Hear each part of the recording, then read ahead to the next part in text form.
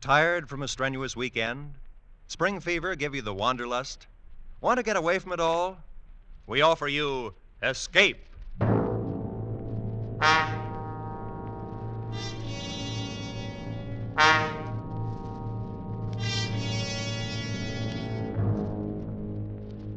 You are hanging by your fingertips on the sheer face of an ice cliff, suspended 1,000 feet above instant death, with your strength running out, and with no chance for escape.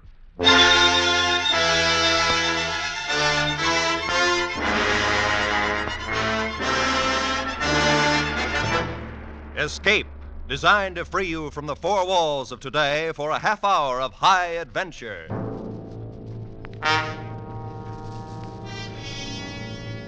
Tonight, we escape to the cold loneliness of a glacier high in the Swiss Alps, and to a man who learned much about death, as told in C.E. Montague's grim story, Action.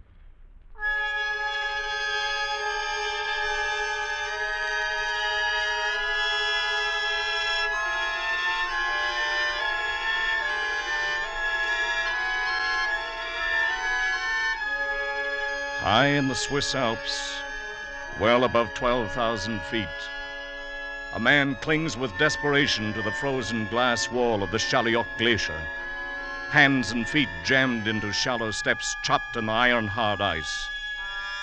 A cold wind drives a spray of dusty sleet along the overhanging wall, and the sun has fallen away among the crags to the west. Darkness lies 1 hour ahead. The man has climbed with painful care 1,000 feet up the glacier's face from the broken moraine at the foot, and has moved now onto the underside of a great bulge in the ice, a part of the wall which breaks out beyond the perpendicular.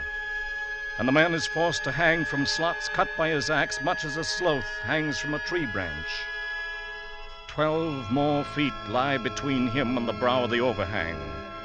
6 more steps to be chopped out with the axe, and 1,000 feet of void space waits beneath him. The man is unable to lift his heavy axe for even one more stroke. He's tired, and he's 52 years old. No experienced mountaineer would ever attempt the west face of the Charlie Glacier. And yet this man is an experienced mountaineer. But why? Why? What strange events have conspired to bring him along the path of his life and leave him hanging now in peril on the brink of eternity? Through what shadows has that path led him, and where are those who saw him pass?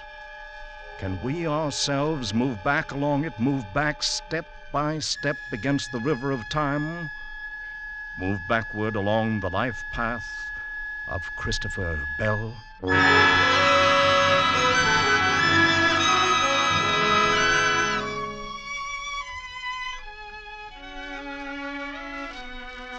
My name is Jean Valjour, and I am a guide for all the mountain trails on the Weisshorn and the Chalihorn. I talked with Mr. Bell this morning as he was leaving the village, though, of course, at the time I did not know that was his name. The season is over, you understand. Winter will come in another week or two, and most all the visitors are gone. So you see, I was very surprised to hear a stranger call out to me in English. Hello there. Bonjour, monsieur. Good morning, sir. Good morning. Well, I'm glad to see there's at least one other early riser in the village besides myself. Only a few people are left in the village, sir. It is the end of summer. The end of summer. How well I know it. Oh, by the way, which of these paths takes me to the foot of the Chaliach? The one on the left.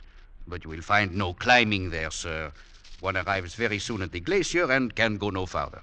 Except, of course, to climb up it. The glacier? That is impossible. It has never been done. Of course not. It's never been tried. Well, there is not anyone who would be so foolish. Well, it isn't that. There are plenty of foolish people in the world. But even they hold on to their margin of safety. Margin of safety? Yes. The difference between the point where a man thinks he's reached his limit and the point where the limit really is. Que diable racontez-vous? I'm afraid I do not understand this. Oh, all right. Well, take a mountaineer such as yourself. Now, you look at a slope. You estimate the effort needed to climb it. Then you estimate your own endurance. And if there isn't a good-sized safety factor, you just don't make the climb. But it would be foolish not to do so. Oh, yes, I dare say. It's all tied up in the fear of death. Take that out of a man for one instant, and there's no telling what he might be able to do or what limit he might reach. And how should a man lose that fear? He can't. He can't lose it. Has to be done for him by things outside.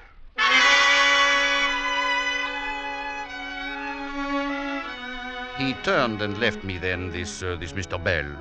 Walked up the path toward the glacier. That was early this morning, and I did not see him again. His talk with me made no sense, and I could not understand what he meant to do or why he was going to do it. I remember thinking, what a strange man. But I know really nothing more about him. I believe he arrived in the village only last night and took a room in the Zinal Inn.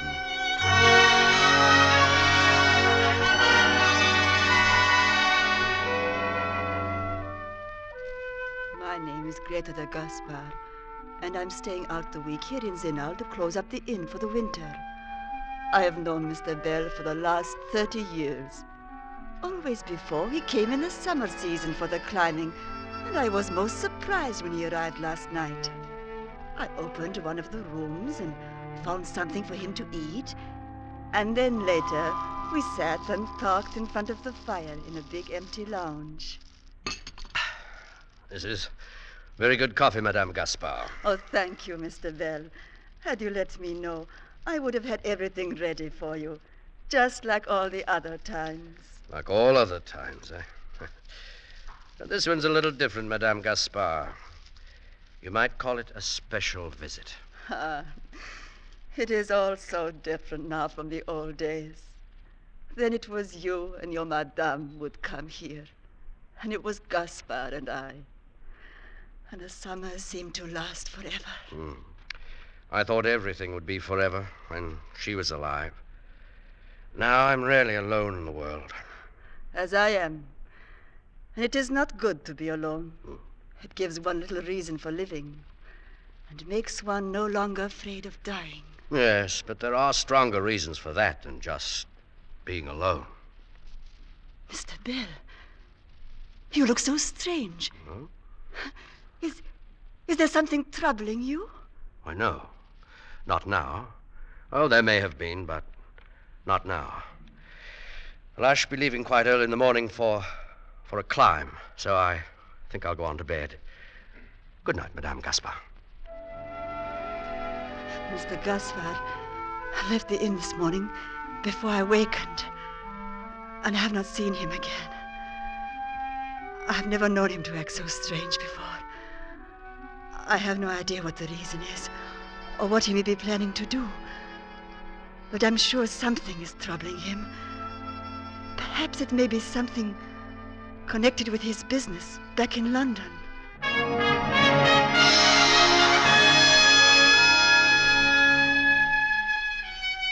My name is Matthew Bruff. I've been chief clerk in Mr. Bell's London office over the past 25 years. I've always found him to be a considerate and dependable employer. I've never noticed anything you might call unusual about him until one day about 3 weeks ago. Mr. Bell entered the establishment a bit late, as I recall, and passed immediately into his own office without acknowledging my customary greeting. A little while afterward, he sent for me. Well, Matthew, where do we go from here? I can't say that I follow you, Mr. Bell. Well, I mean, the company's on a steady footing, so if we use our heads at all, we don't stand much chance of losing anything. Our position is quite secure. On the other hand, we can't expect to do any more growing. We're through expanding. From now on, it's just a matter of operation. A most enviable condition, sir. Is it? There's nothing more to look forward to, nothing more to work for. So, as I said, where do we go from here? Matthew, I'm putting you in charge of the business, turning it over to you, effective this week. Mr. Bell, you can't possibly mean that. Oh, yes. I've just decided. But what are you going to do? I'm taking a trip. I'm going to Switzerland.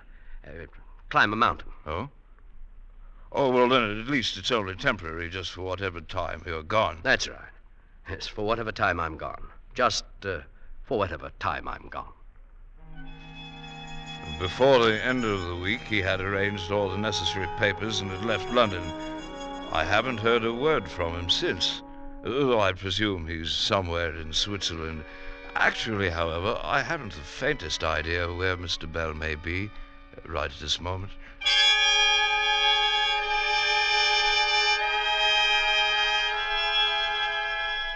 Minutes pass on the glacier, and the shadows grow longer from the jagged peaks to the west of the Charlie Glacier, and reach out with dark fingers toward the man who clings to the icy wall, while his pounding heart beats out the number of his time on Earth. Already those shadows have flowed into the awful depths below his swaying figure, blurring the sharp points of the tumbled rocks 1,000 feet down, and making the harsh void seem soft and inviting. The man's thoughts have grown as unwieldy as the heavy ice axe gripped in his hand.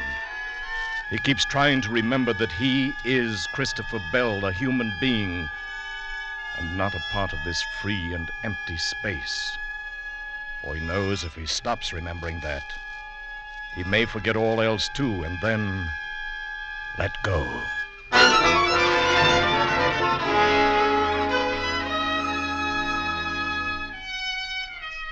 There's been no reason for trying to locate Mr. Bell, since nothing of any importance has occurred during these 3 weeks. I'm sure he's quite all right. Only, one thing still puzzles me a bit. The remarkable change in him on that morning 3 weeks ago. I never heard him talk like that before. And whatever the reason for it, I'm quite sure it was something that happened that morning before he came to the office.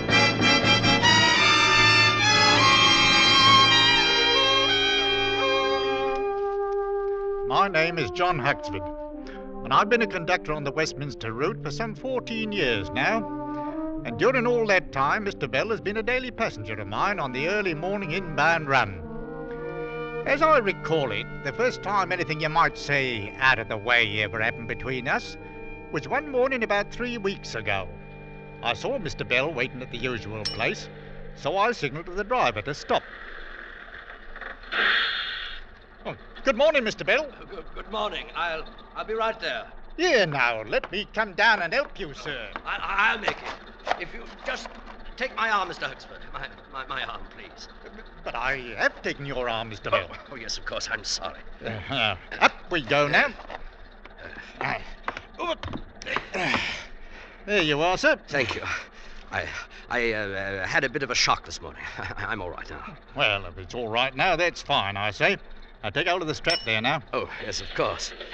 Oh, let me see. I have the fare here somewhere. Oh, yes, here you are. Thank you, sir. And thank you. I'm afraid you've brought something home to mind. I don't understand what you mean, sir. Well, Mr. Huxford, have you ever had anyone take your arm and help you up a flight of steps? No, and I might say that I hope the day never comes when I... well, I'm sorry, sir. Not at all. Thank you, Mr. Huxford. Thank you very much.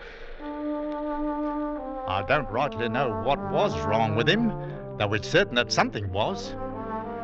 I haven't seen him for nearly 3 weeks now. I can't imagine what it might have been what happened to him that morning before he got on the bus. My name is Jenkins. I've been Mr. Bell's personal valet for the past 12 years and 7 months. The master's travelling somewhere on the continent just at present. Been gone something over 2 weeks now.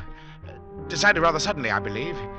In fact, I rather think something happened one morning about 3 weeks ago that caused him to make up his mind, though I really haven't the faintest idea what it might have been. I can remember noticing a very strange look on his face when he came down to breakfast that morning, but thought nothing of it at the time. Good morning, Jenkins. Good morning, sir. I trust you had a pleasant night's rest. Yes, I did, thanks, Jenkins. You're having the usual, orange juice, toast, and tea? No, I want nothing except some coffee. Very well, sir. I'll bring it right away. I can't let him find out. I can't let anyone find out about it. Maybe it's a little better now. Maybe it's going away. Maybe I'm giving it too much importance, but... No, it's still there. That same lack of feeling clear down the whole right side of my body. There, I can move my arm and leg all right. There's no feeling in them. They're numb. It's simply that at 52 years of age, I've had a light stroke. Your coffee, sir. Oh, thank you, Jenkins. Would you care for something more, sir? No, that's all. If you'll pardon me, sir, you don't seem quite yourself this morning. I do hope you're not ill. No, I'm all right, Jenkins. I hope you won't mind my saying this, Mr. Bell, but you don't take very good care of yourself anymore. Oh, please. It's been years now since you had a checkup, not since the mistress passed away, in fact. I'm quite all right, Jenkins. I'm quite all right. Yes, sir. I'm relieved to hear it, sir. I'll bring your paper now, sir. Good Lord. Is this what a man slaves his life away for? To end up helpless, dependent on others? To be wheeled about, put out in the sun, taken in like some great fat larva? It's disgusting. Pardon me, sir. I didn't quite hear you. Oh, nothing, Jenkins. Here's your paper, sir. Oh, thank you. Please call if you need anything else, sir. I'll be in the pantry.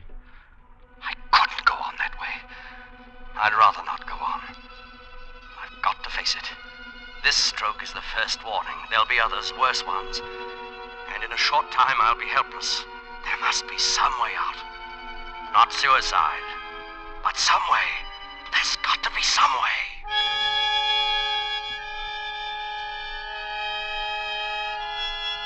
The icy wall hardens into cold, vitreous steel as the dusk-born shadows chill its surface. The merciless ice is beginning to freeze the cramped joints of the man's fingers now, and the heavy axe swings idly at his belt, tracing a fumbling pattern on the thin air of the void. How much longer can he cling to those slots in the glacier's face? How much longer does he have to live? 30 seconds? A minute? What's the margin of safety now? And what does a man think of while his pulse beats slower and he waits to die? Strange how I'm able to go on, hanging to this slope, clinging on to life.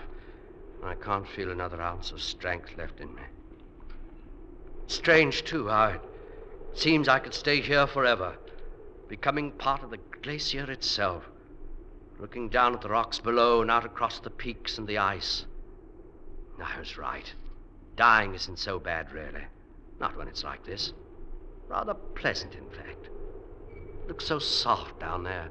The shadows and the snow. And the wind. Perhaps I could let go. Float out on the wind like an eagle. Or be blown along by it like drifting snow. Well, the sun's gone now. It will be full dark in a few minutes. Maybe I can hold on that long. Till everything is dark. Even the snow and the ice. And who knows? Perhaps I'll watch the sun rise tomorrow and set again. And even beyond. Oh, no. I can't last even one full minute longer. I'm through. I'm finished. I can't even last a half. Huh? Chips of ice sliding over the edge. It's funny how a glacier sheds off that way. I suppose the difference in temperature between day and... Oh, wait. An ice axe. That was an axe. No other sound in the world like it. Fell from up above the overhang there. There must be somebody up there on the slope, coming down from the top. Hello! There is. Wait, that's 5, 6, 7, 8, 9, 10. Hello! That's a mountaineer's call for help. Someone's dropped his axe and he's in trouble up there. It's right above this bulge. If I can only... No, my throat. My throat's too dry. Well, 6 more steps to cut to reach the edge there. All right. 6 more steps. I was done in. I was finished. And now... Now... 5 more steps.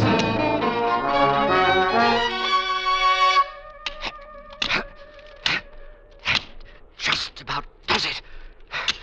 The last step. Kid, cut the rope and let me go. There's no use of us Good not Lord, going. it's a woman, and there's a man upon the slope. Hold on up there. What? I'll be with you in a minute. Kid, somebody's coming. There's someone down here. Over the edge. Take it easy there. Everything's going to be all right. Oh, thank heaven. I don't know where you came from, but thank heaven you're here. Here, easy now. Let's get a step out for your feet.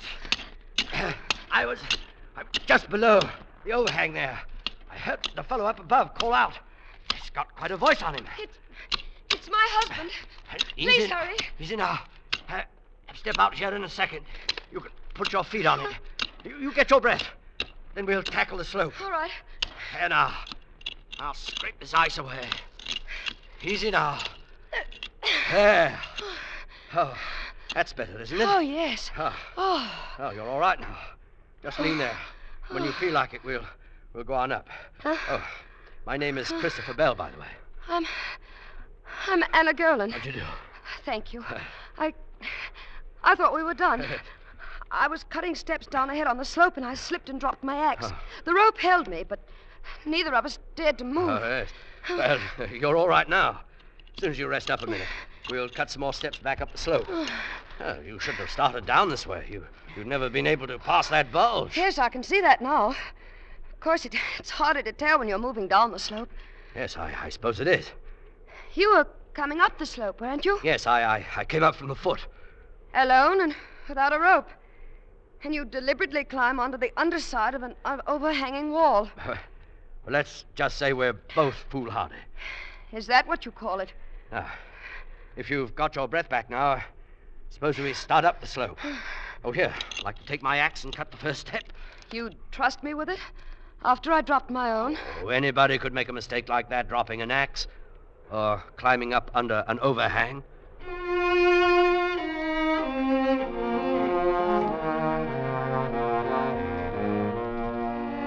My name is Theodore Gerland, and I'm the husband of the woman who slipped and fell on the wall of the glacier.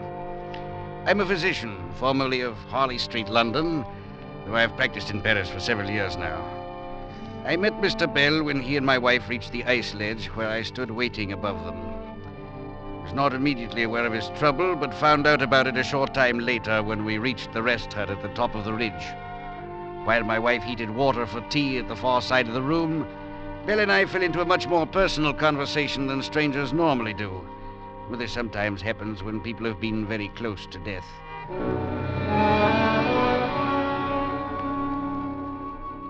At any rate, Dr. Gerland, well, you can see how it is. The life of an invalid doesn't seem very appealing to me. Tell me something, Mr. Bell. I gather you were pretty well done in when I called out there on the glacier. You couldn't lift a hand. Then how do you account for being able to chop 6 steps into that ice in a matter of some 5 minutes? I don't know exactly. I was through. I couldn't have lasted 30 seconds more. But when I realized someone was in danger, I don't know, I forgot about it. And this numbness, this lack of feeling in your right side, it didn't bother you? No, I didn't notice. It isn't quite so bad now, as a matter of fact. And there's your answer, Mr. Bell. I don't believe I follow you. Action. When you were in action, working because you had a reason, living because you had to, because somebody was depending on you, then you were all right.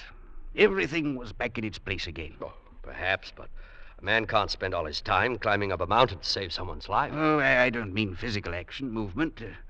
Call it incentive, if you like. Maybe that's a better way to put it. Incentive, eh? That's right. It's the one top pressure that keeps life moving and growing. And it's what you need. Well, it's an interesting theory, Doctor. Yeah, but it's only a theory, eh? I'll have the tea ready in a moment. Is anybody interested? I am, my dear. Lucky we brought it. If no one minds, I believe I'll have a turn outside while we're waiting. Of course not. Only be careful out there in the dark. The ridge breaks off pretty sharply here. Oh, yes, I'll be careful. Oh, Dr. Gerland. Yes? If things were turned around, I wonder if it would be any more than just a theory to you.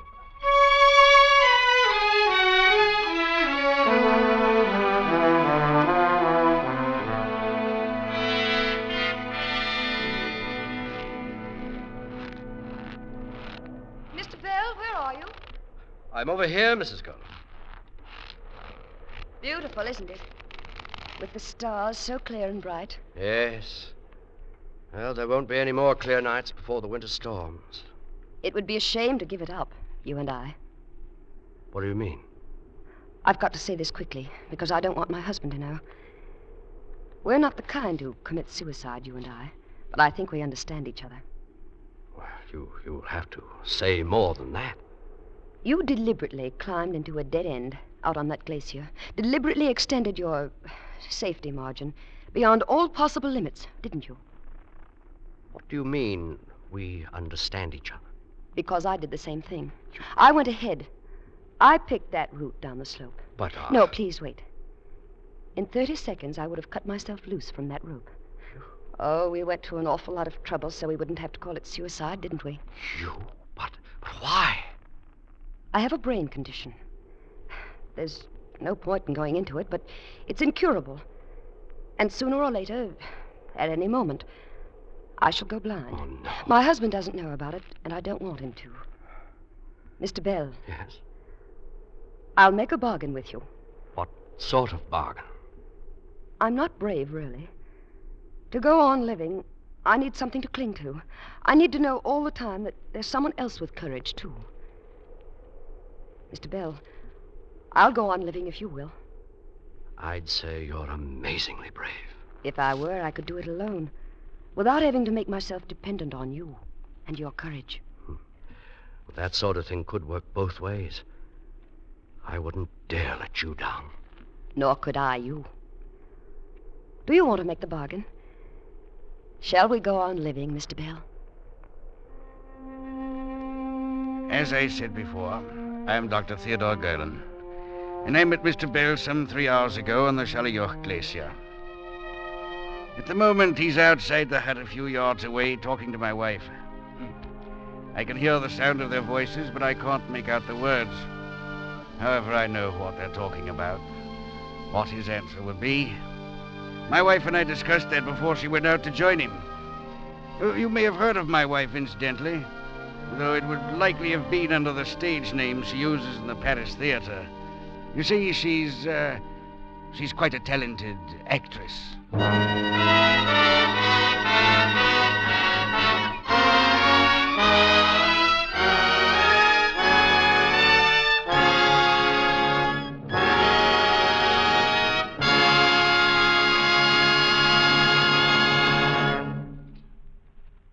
Escape is produced and directed by Norman MacDonald, and tonight brought you Action by C.E. Montague, adapted for radio by Les Crutchfield, and featuring Joseph Kearns as Christopher Bell and Eric Rolfe as the voice, with Louis Van Rooten as Dr. Golan, Marta Mitrovich as Greta, Jeff Corey as Bruff, Ray Lawrence as Huxford, Barry Kroeger as Jenkins, and Joan Banks as Mrs. Golan. The musical score was conceived and conducted by Wilbur Hatch. Next week. You are in mid-ocean, aboard a Jinx ship. Already 3 men have died, and you know that some malignant force is aimed at you. And you cannot escape.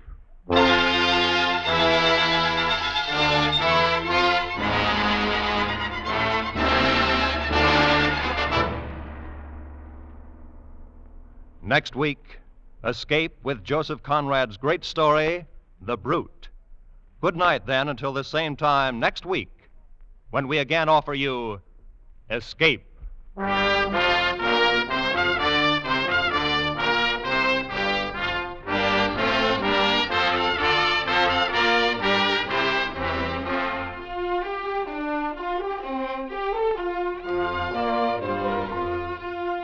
This is CBS, where 99 million people gather every week, the Columbia Broadcasting System.